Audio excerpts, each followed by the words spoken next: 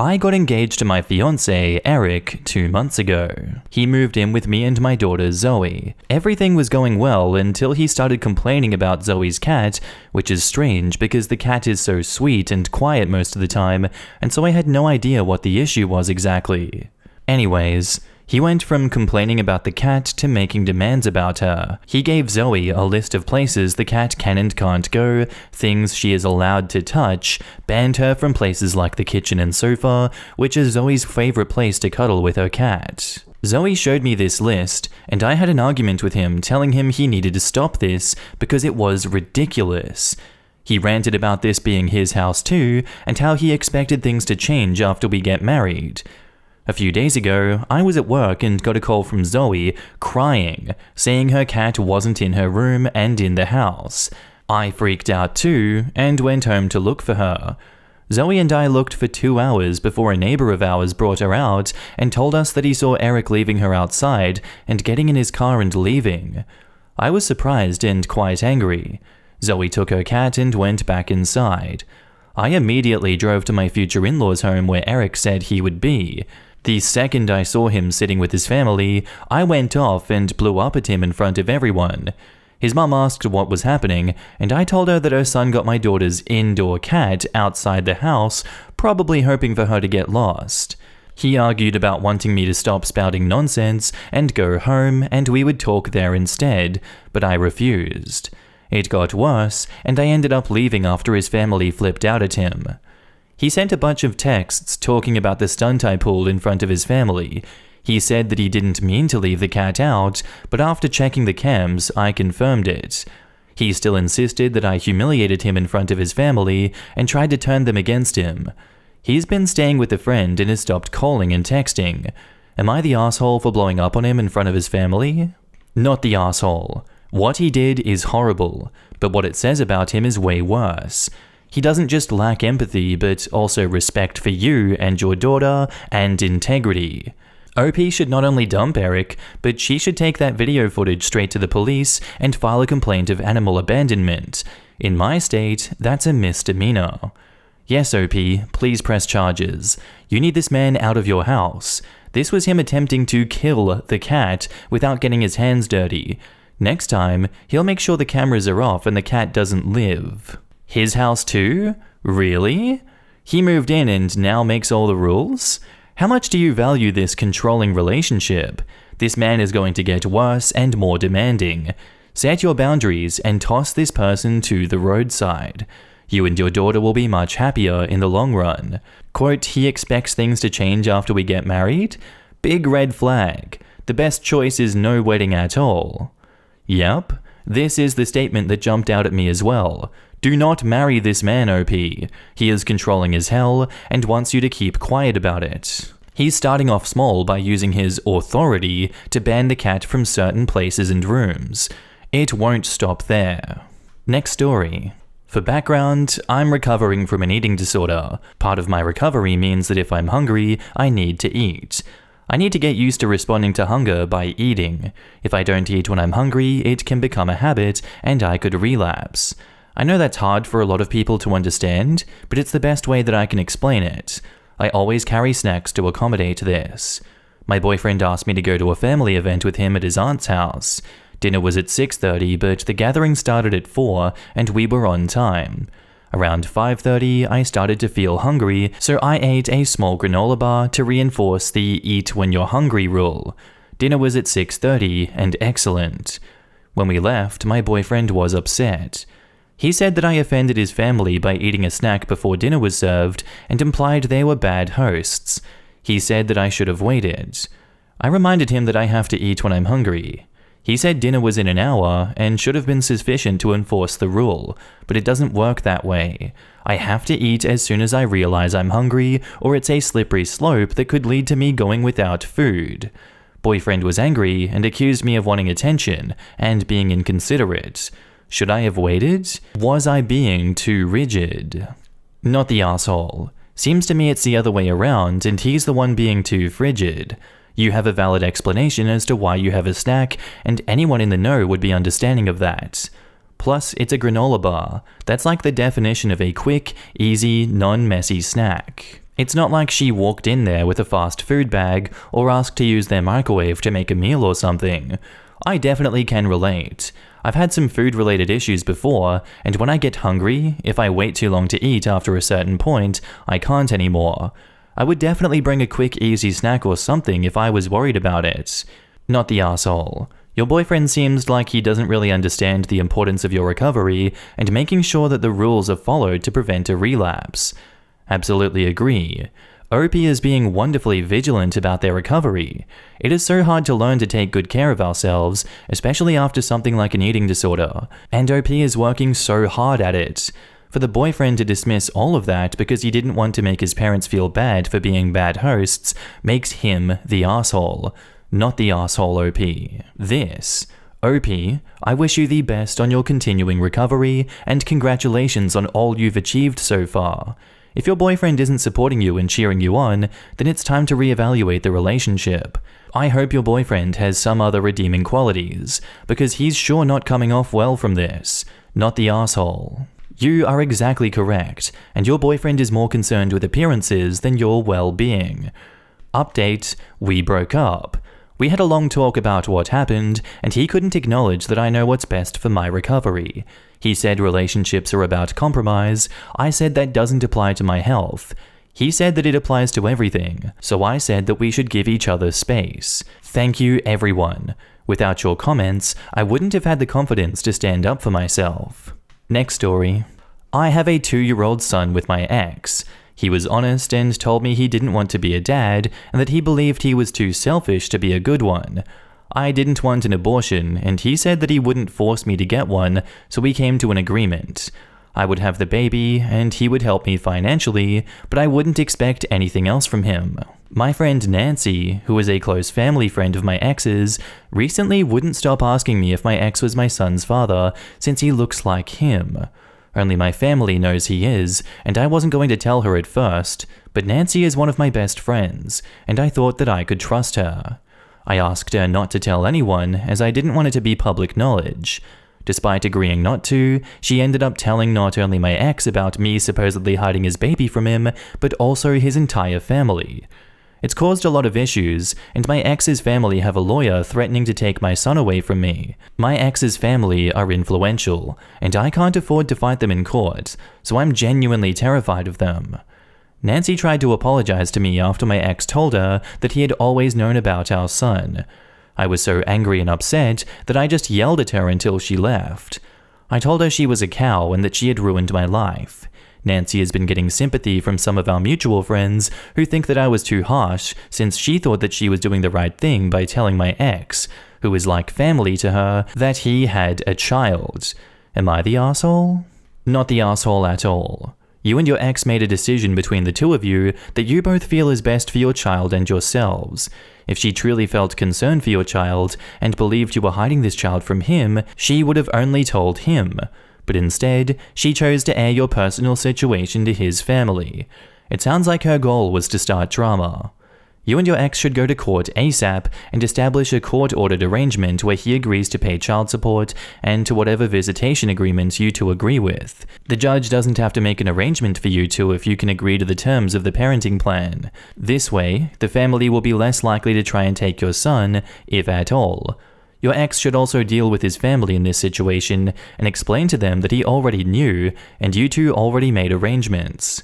As for your friend and the rest of the group, I would just send a final text and email that when you confide in someone, their recourse shouldn't be to expose you to everybody.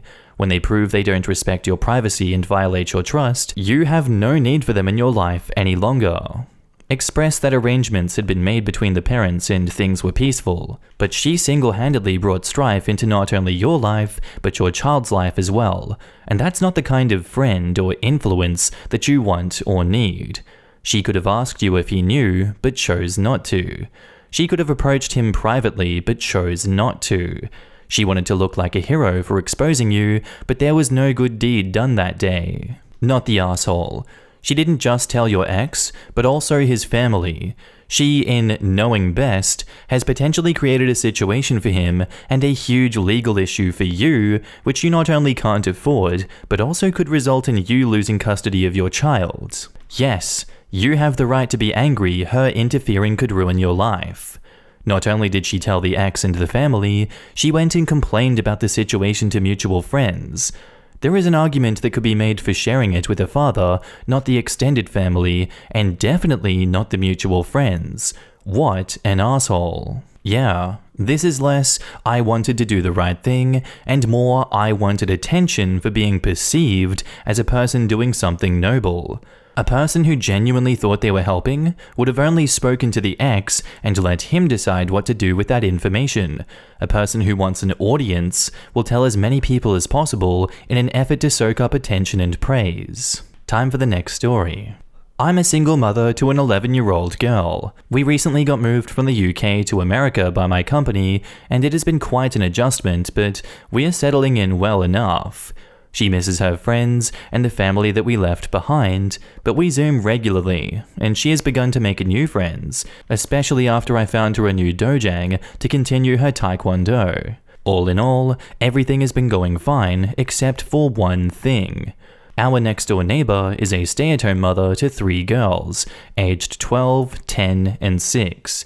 She is quite nosy and always poking around and trying to talk to us. I put this down to just curiosity, plus perhaps me misreading her intentions, as I'm still adjusting to how people can be here. The issue came, however, 3 days ago, when she came around and I let her in for some coffee.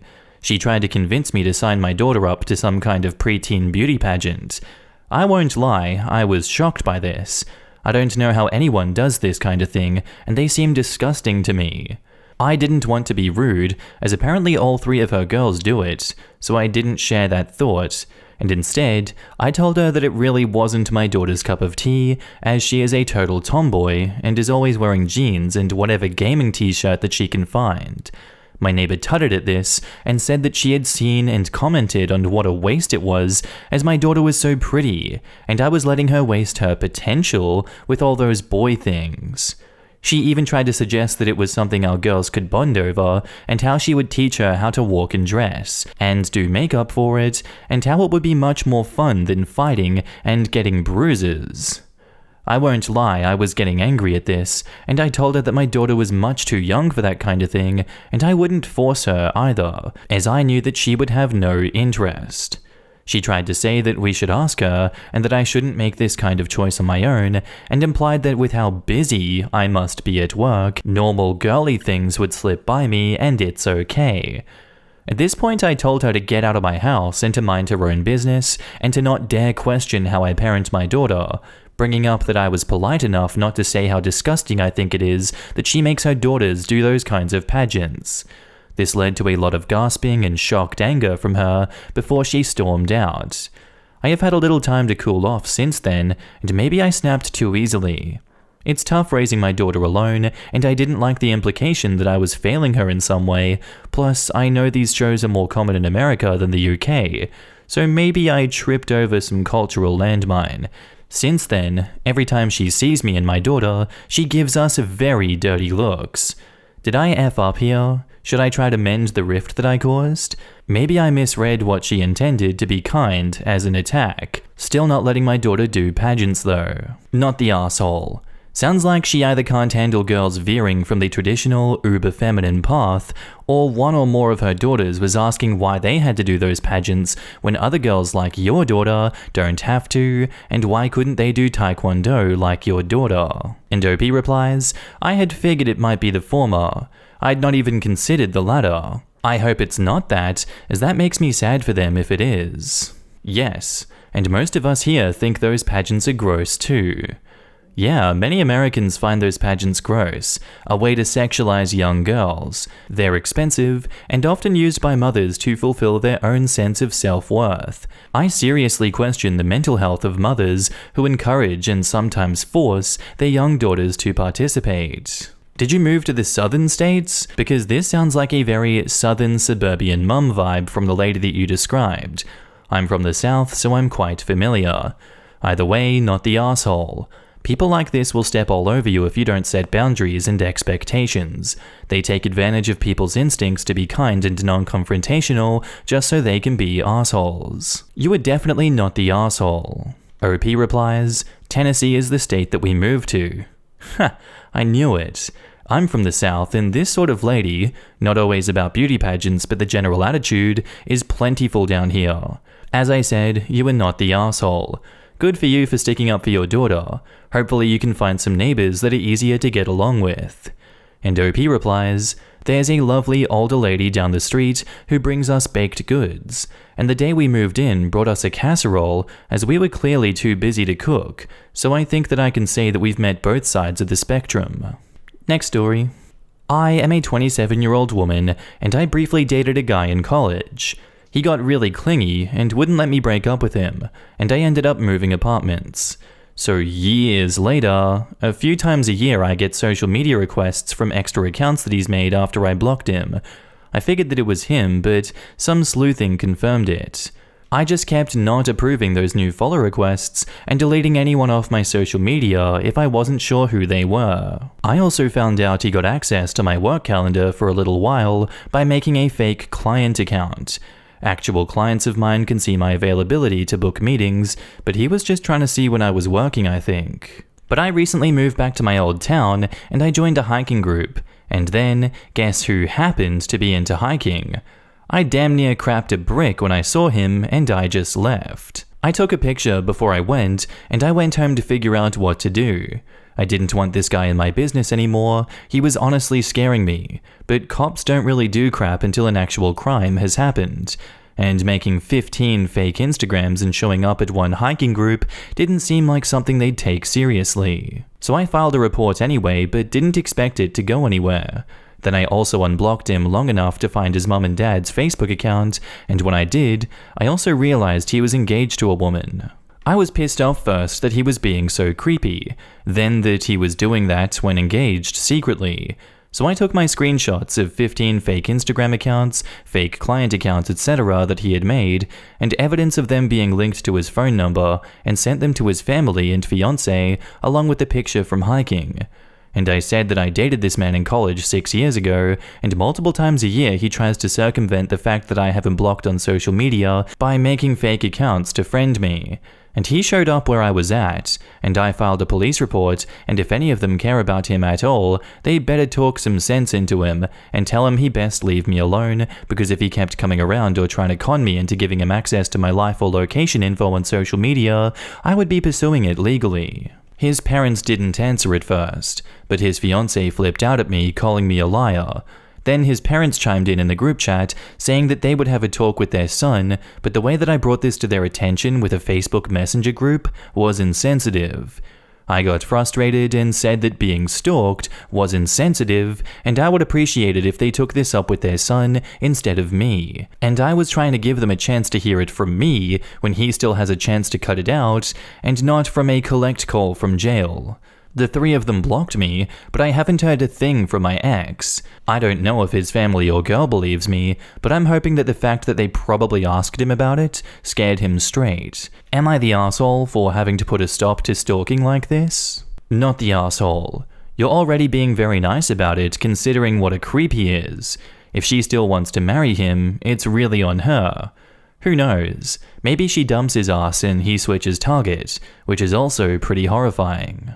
You are so not the asshole. I'm sorry that you're going through this. OP, since he probably knows that you've reached out to his family, I'm sorry to say that this is a potentially dangerous time. He might escalate and try to see you, cause problems at your work, etc. So I highly suggest contacting a local domestic violence org to get their suggestions and support. They, unfortunately, deal with this all the time, so they can provide you with ways to protect yourself and might have legal support on staff so you can get a protective order and other things to do. Wishing you lots of luck and safety, and that this asshat disappears from your life, and also doesn't do the same to his fiancée when she breaks up with him. Not only that, but let your HR know that you have a fake client. They can't do much, but will have it on record in case he tries to do anything to mess with your work. And OP says, I actually told everyone at work, my co-workers, tech support team, HR, building security, etc. So there's a lot of people looking out for me there. The tech support team always sets up an automatic logger to track every time he accesses the corporate website, the client signups or login pages, my professional profile, etc., and even gave me a little bit of code to embed on my personal website that logs it too. So I have a really big record of his internet history on any of the company-owned or personal websites with my info.